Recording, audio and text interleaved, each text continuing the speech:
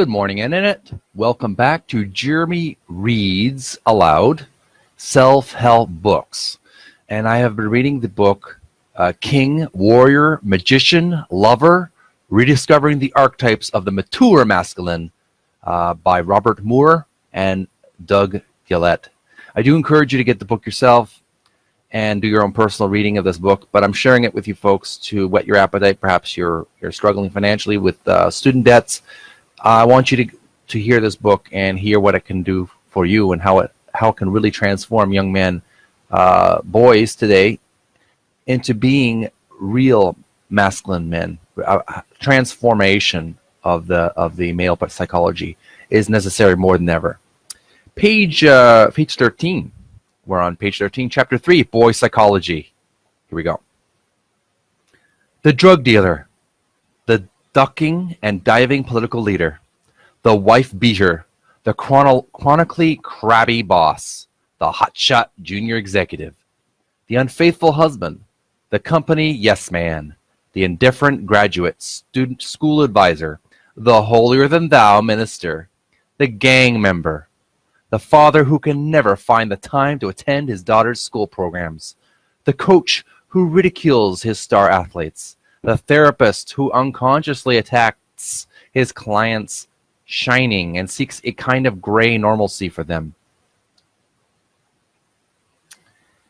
the yuppie. All these men have something in common. They are all boys pretending to be men. They got that way honestly because nobody showed them what a mature man is like. Their kind of quote-unquote manhood is a pretense to manhood that goes largely undetected as such by most of us. We are continually mistaking this man's controlling, threatening, and hostile behaviors for strength. In reality, he is showing an underlying extreme vulnerability and weakness, the vulnerability of the wounded boy. The devastating fact is that most men are fixated on an immature level of development.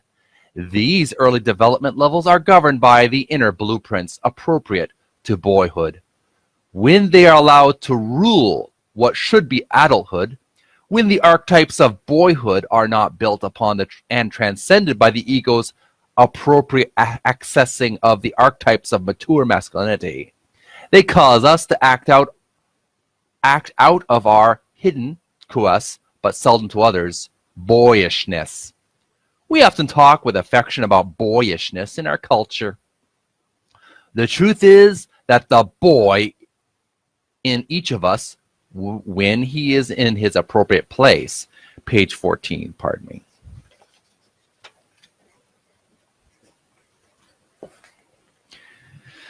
me. Page 14. In our lives, is the source of playfulness, of pleasure, of fun, of energy, of a kind of open-mindedness that is ready for adventure and for the future. But there is another kind of boyishness that remains infantile in our interactions within ourselves and with others when manhood is required.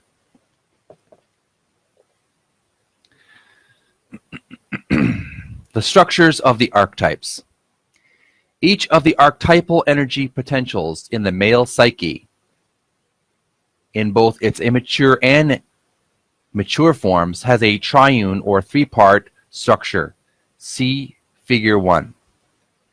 At the top of the triangle is the archetype in its fullness. At the bottom of the triangle, the archetype is experienced in what we call a bipolar, dysfunctional, or shadow form. In both its immature and mature forms, that is, in both boy psychology and man psychology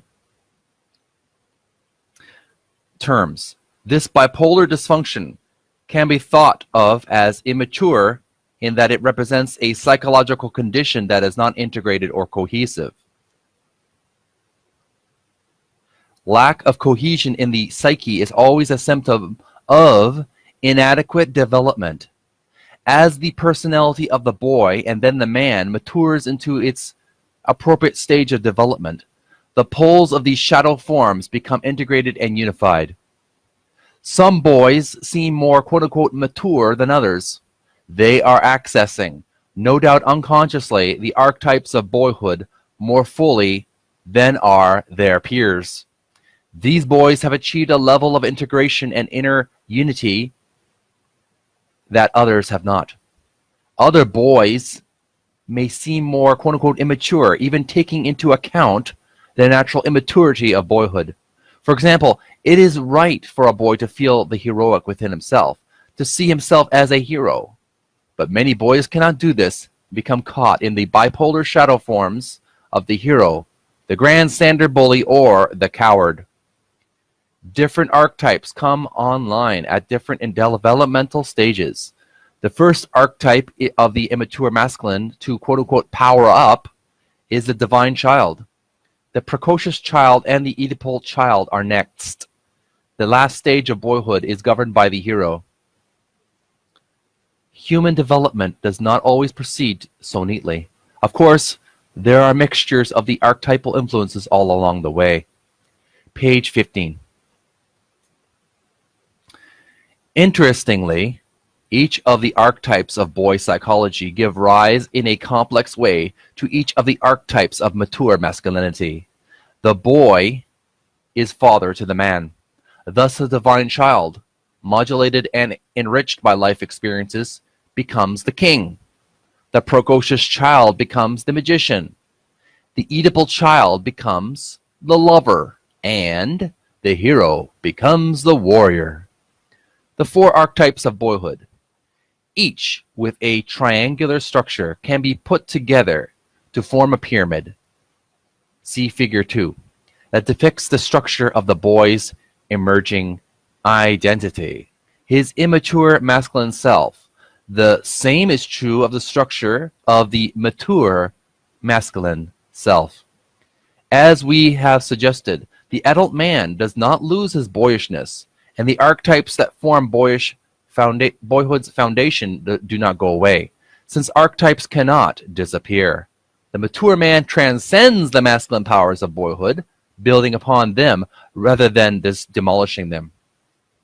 The resulting structure of the mature masculine self, therefore, is a pyramid over a pyramid. See Figure 3. Though images should not be taken too literally, we are arguing that pyramids are universal symbols of the human self. Footnote reads, we theorize that the self-structure of women is also pyramidal in form, and that when the pyramids of the masculine self and the feminine self are placed end to end, they form an octahedron, an image that graphically represents the Jungian self, which embraces both masculine and feminine qualities. See C.G. Jung's Aeon, translated by R.F.C. Hall, Bollingen Series XX, Princeton University Press, 1959. We have gone beyond Jung in decoding the quote-unquote double quaternario. Moving back to what we were reading. The divine child. The first, the most primal of the immature masculine energies is the divine child. We are all familiar with the Christian story of the birth of the baby Jesus. He is a mystery. He comes from the divine realm, born of a virgin woman. Miraculous things and events attend him. The star, the worshipping shepherds, the wise men from Persia. Surrounded by his worshippers, he occupies the central place not only in the stable, but in the universe. Even the animals in popular Christmas songs attend him. In the pictures, he radiates light, haloed by the soft, glistening straw he lies upon. Because he is God, he is almighty. At the same time, page 16.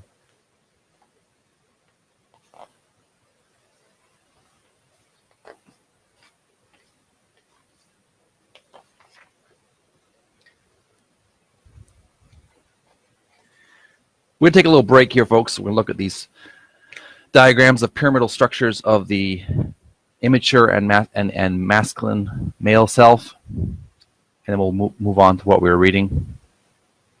The archetypes of mature masculine man psychology. The king in his fullness, left. Immature bipolar dysfunctional shadow systems, plus, minus, indicate active, passive roles. Below we have the left, we have the tyrant, and the right we have the weakling. Below that is the archetypes of the immature masculine boy psychology, the divine child, immature bipolar dysfunctional shadow systems, plus minus indicate active and passive roles, plus the high chair tyrant, minus the weakling prince. On the right side we have the warrior in his fullness, plus the sadist, minus the masochist. Below that we have the hero, plus we have the grandstander bully, minus we have the coward. Next page, the archetypes of mature masculine and man psychology. We have the magician in his fullness. Immature bipolar dysfunctional shadow systems, plus minus indicate active and passive roles. Plus indicates the detached manipulator. Minus indicates the denying innocent, quote-unquote, innocent one. The archetypes of the immature masculine, boy psychology, the precocious child, immature bipolar dysfunctional shadow systems, plus minus indicate active and passive roles. The plus indicates the know-it-all trickster. Minus indicates the dummy. And then we have the lover in his fullness. Plus we have the addicted lover. Minus we have the impotent lover. And below that we have the Oedipal child. Plus we have the mama's boy. And minus we have the dreamer. The archetypes of the immature and masculine, mature masculine. All right, next page.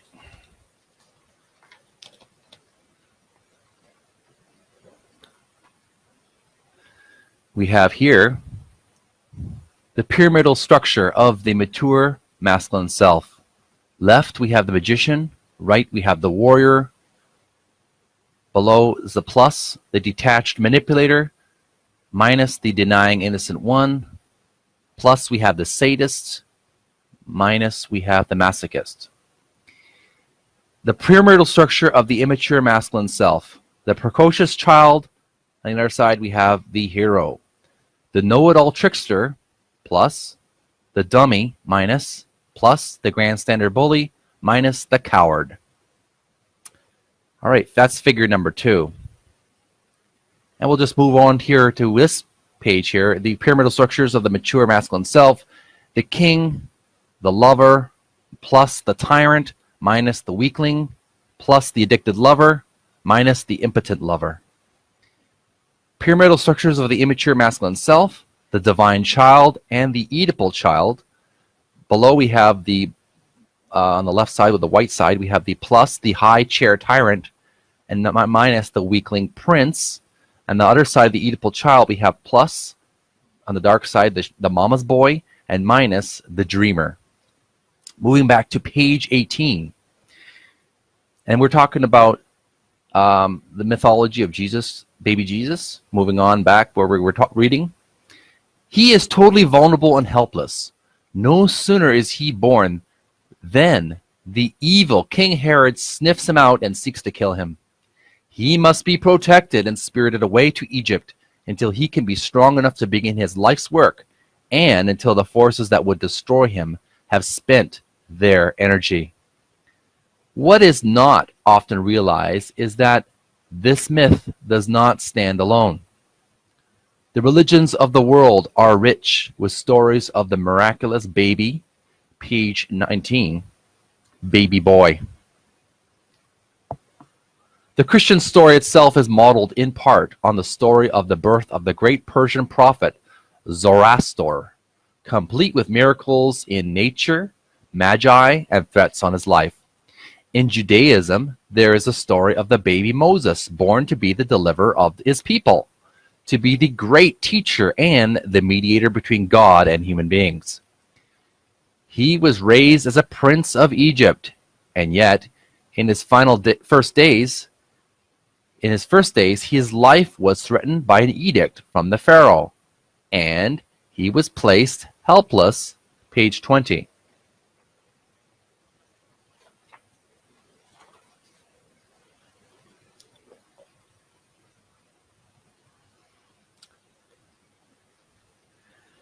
And vulnerable in a reed basket and set adrift on the Nile. The model for this story was the much older legend of the infancy of the great Mesopotamian king, Sargon of Akkad. And from all over the world, we hear legends about the wondrous infancy of the baby Buddha, the baby Krishna, the baby Dionysus. Just moving up to the top of the page, on page 20, we see king, warrior, magician, lover, and we see under diagram the layered pyramid, or the pyramid within a pyramid of the masculine self structures. I believe this is supposed to be a complete pyramid, a complete male self. Manhood, man psychology. In the middle, we have boyhood, boy psychology in the center. Moving back in to the paragraph.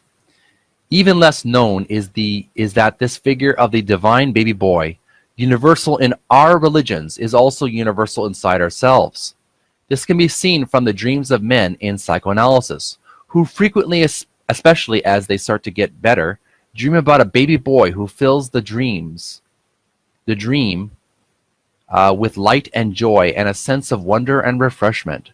Often, too, when a man in therapy starts to feel better, the urge comes to him, perhaps for the first time in his life, to have children. These events are signals that something new and creative, fresh and quote-unquote innocent is being born within him. A new phase of his life is beginning. Creative parts of him that he had been unconscious of are now thrusting upward into awareness. He is experiencing new life. But whenever the divine child within us makes itself known, attack from page 21. Attack from the Herods, within and without, is not far behind.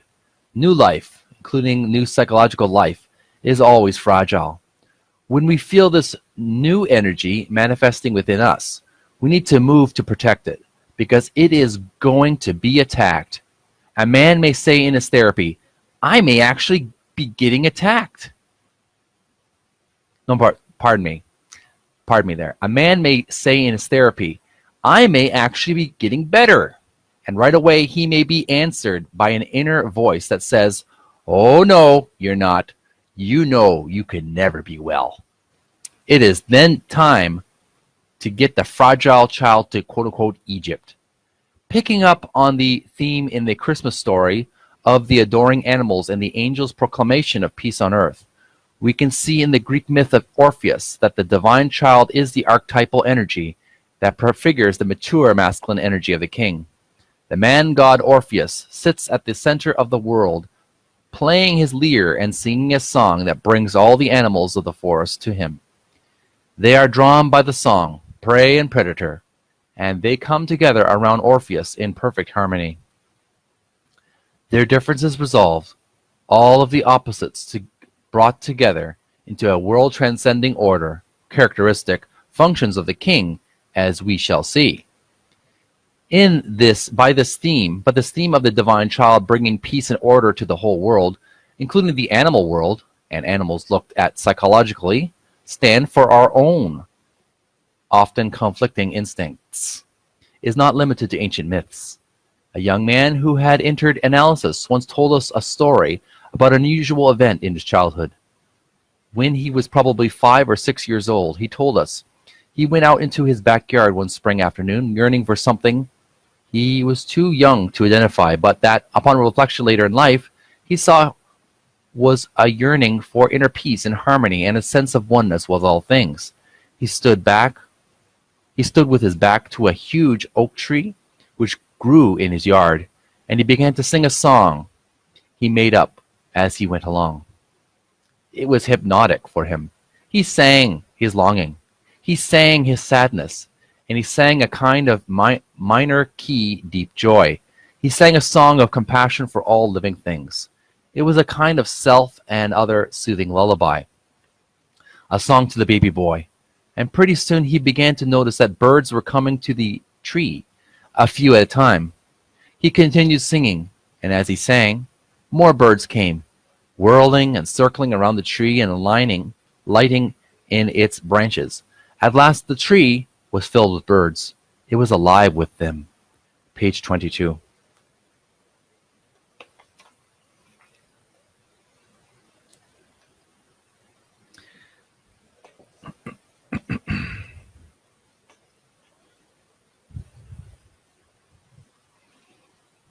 It seemed to him that they had been lured by the beauty and compassion of his song. They confirmed his beauty and answered his yearning by coming to adore him. The tree became a tree of life. Refreshed by this confirmation of his inner divine child, he could go on. The divine child archetype that appears in our myths as Orpheus, as Christ, as the infant Moses, and as various figures in the myths of many religions, in the dreams of men undergoing therapy, and in the actual experiences of boys, appears to be in the quote-unquote hard wiring of us all. We seem to be born with it. It goes by many names and is evaluated differently by the different schools of psychology. Usually, psychologists condemn it and, in effect, try to disconnect their clients from it.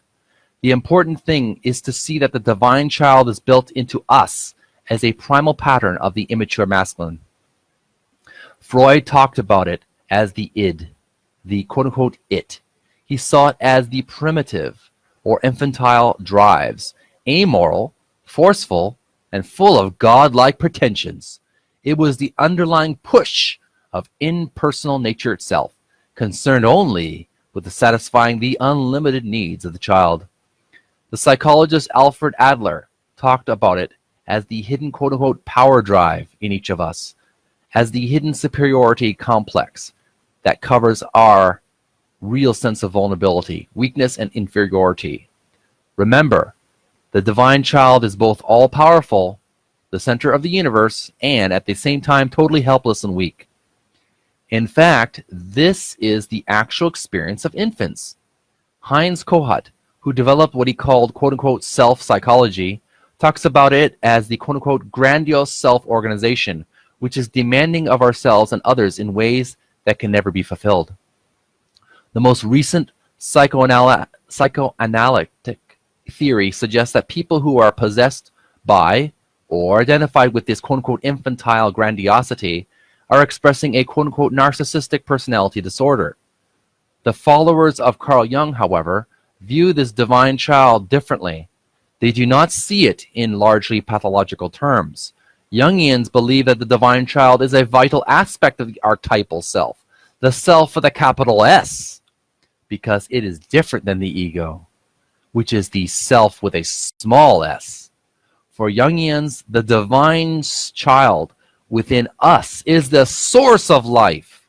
It possesses magical, empowering qualities, and getting in touch, page 23, getting in touch with it produces an enormous sense of well-being, enthusiasm for life, and great peace and joy, as it did for the young boy under the oak tree.